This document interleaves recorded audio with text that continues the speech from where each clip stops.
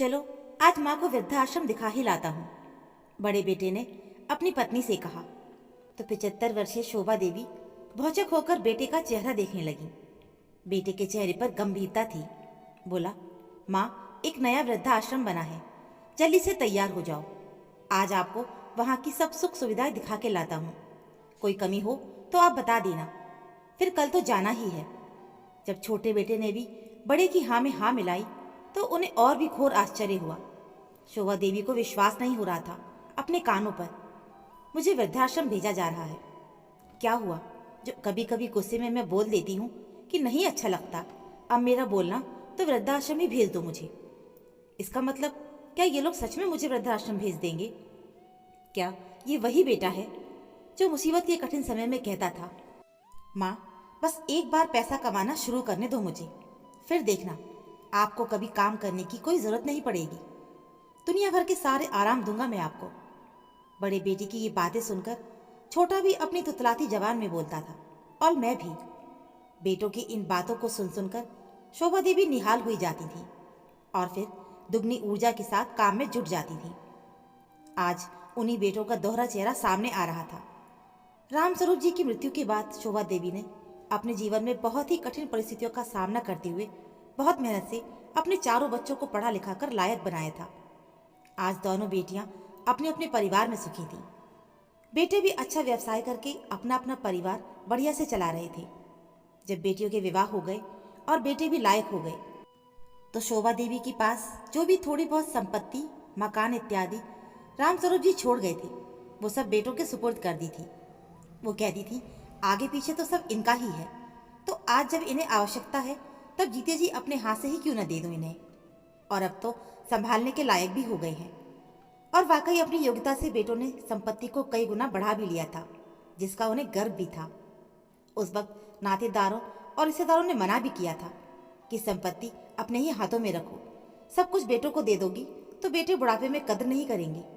लेकिन वो बोली, अरे मुझे ज़रूरत भी क्या है इन सब की, मेरा दान पुण्य हो जाए बस इतना ही चाहिए, और इसके लिए तो मेरी पेंशन ही बहुत है।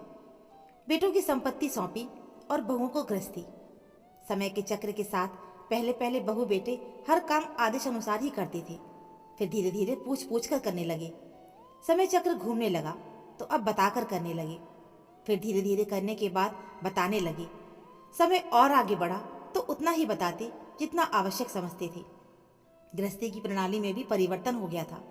पहले शोभा देवी के नियम कायदे से चलने वाली गृहस्थी अब बहुओं के नियम कायदों से आधुनिक तरीके से चलने लगी थी। वो जब भी बीच में कुछ बोलने का प्रयास करती तो उनका बोलना किसी को पसंद नहीं आता था। बहुएं कहती, अब ये आपका जमाना नहीं रहा, हम हमारे हिसाब से काम कर लेंगे। और बेटे कहते, आपको किसी भी प्रकार की चिंता करने की जरूरत नहीं, आप बस देखते जाओ, माँ सारे काम हो जाएंगे। कभी कभी कार्य प्रणाली को लेकर बहू बेटों से ज़्यादा बहस भी हो जाती थी, तो शोभा देवी के आत्मसम्मान को बहुत ठेस पहुंचती थी।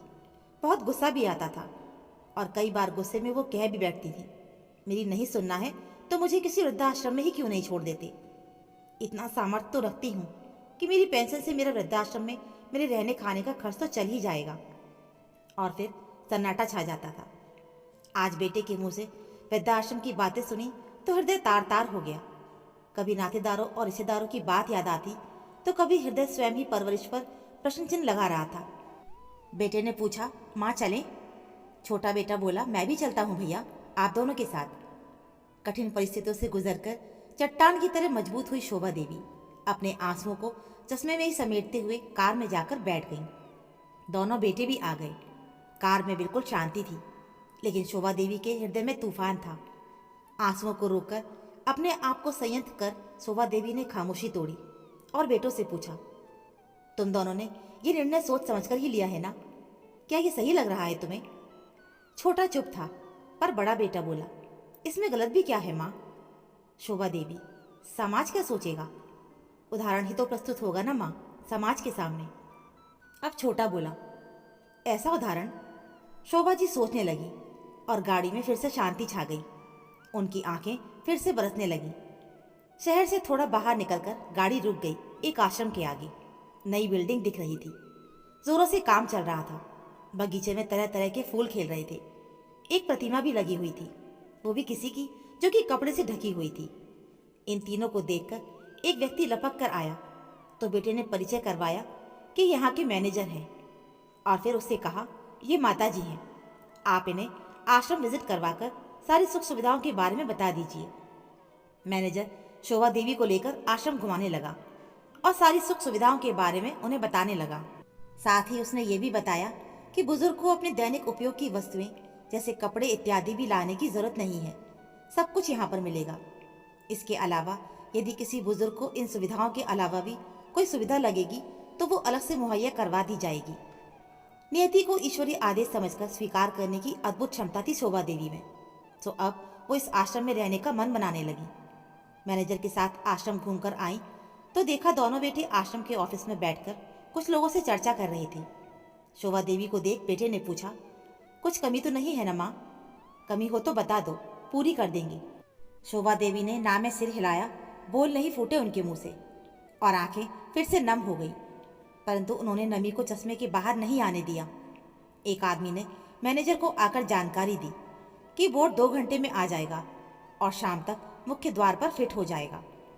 बेटा बोला, ठीक है मैनेजर साहब, आश्रम में रहने वाले सभी बुजुर्ग कल से ही आएंगे, तो हम भी कल ही आते हैं माता जी को लेकर। मैनेजर बोला, जी 10 बजे तक आ जाइएगा, 10:30 पर उद्घाटन है। तीनों घर को लौट गए। रास्ते भर शांति छाई रही थी। शोभा देवी अपने कमरे में जाकर लेट गई और अपने नए जीवन के लिए मन को मनाने का अथक प्रयास करने लगी। रात का खाना भी जैसे तैसे गले के नीचे उतरा था। पूरी रात करवट बदलते हुए निकल गई थी। सुबह उठी तो घर के सभी सदस्य बड़े उत्साह से वृद्धाश्रम जाने की तैयारी कर रहे थे। मन शोक से भर गया था और सोचने लगी, इतनी खुशी है इन लोगों को मुझे छोड़कर आने की। सभी तैयार होकर निकलने लगे तो शोभा देवी अपने लड्डू गोपाल की मूर्ति उठाने लगी। ये देखते ही बेटा बोला, नहीं माँ, घर के भगवान आश्रम नहीं जाएंगे, वहां पहले से ही मंदिर बना हुआ है। शोभा देवी किम कर्तव्य विमूढ़ सी लड्डू गोपाल की मूर्ति की तरफ देखकर मन ही मन में सोचने लगी कि ये कैसे दिन लाया है प्रभु कि तेरे ऊपर भी मेरा अधिकार ही नहीं रहा। खैर, जैसी तेरी इच्छा। उन्होंने प्रणाम किया और चुपचाप कार में जाकर बैठ गई। पूरा परिवार बड़ी गाड़ी में बैठकर रवाना हो गया। सभी लोग चहक रहे थे सिवाय शोभा देवी के। शोभा देवी सिर झुकाकर बैठी हुई थी। बेटी की आवाज़ आई, उतरो माँ, आश्रम आ गया है। वो गाड़ी से उतर ही रही थी कि 2 गाड़ियाँ और भी आके रुक गई। देखा तो दोनों बेटियों की गाड़ियाँ थीं। लो, इन दोनों को भी बुला लिया, दुखी हो जाएंगी बेचारी मुझे वृद्धाश्रम जाते देखकर, शोभा जी सोचने लगी। जैसे ही शोभा देवी गाड़ी से उतरी, आश्रम से 8-10 लोग उनके स्वागत के लिए आ गए।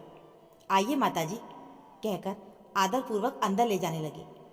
शोभा जी समझ नहीं पाई थी कि इतना सम्मान क्यों। पोता बोला, दादी माँ, आश्रम का नाम तो पढ़ लो। नाम से क्या फर्क पड़ता है, ये सोचते हुए उन्होंने सर ऊपर उठाकर बोर्ड पर नजर डाली। बोर्ड पर लिखा था, शोभा देवी रामस्वरूप वृद्धाश्रम। उन्होंने एक बार फिर भौचक होकर बेटों की तरफ देखा तो दोनों खड़े खड़े मुस्कुरा रहे थे। बड़ा बेटा बोला, माँ, आप वृद्धाश्रम में रहने का नहीं बल्कि वृद्धाश्रम खोलने का सामर्थ्य रखती हैं। आज आपको इस वृद्धाश्रम का उद्घाटन करना है और पिताजी की मूर्ति का अनावरण भी करना है। अब ये वृद्धाश्रम आपके निर्देशन में ही चलेगा, क्योंकि बुजुर्ग की समस्याएं आप ज़्यादा बेहतर तरीके से समझ सकेंगी। चट्टान की तरह मजबूत शोभा देवी की आंखों में पानी का बांध अब टूटकर चश्मे से बाहर आ रहा था। दोनों बेटों को गले लगाकर झरझर आंसू रुकने का नाम नहीं ले रहे थे। अपने लड्डू गोपाल की आश्रम ना आने की मर्जी भी अब समझ में आ रही थी और दोनों बेटियां दूर खड़ी होकर आंखों में पानी लिए मुस्कुरा रही थी। तो दोस्तों, उम्मीद है मुझे आपको हमारी ये कहानी ज़रूर पसंद आई होगी। कहानी अच्छी लगी हो तो प्लीज़ वीडियो को लाइक और चैनल को सब्सक्राइब ज़रूर कर लीजिएगा। मिलते हैं फिर एक और ऐसी नई कहानी के साथ। कहानी सुनने के लिए आप सभी का बहुत बहुत धन्यवाद।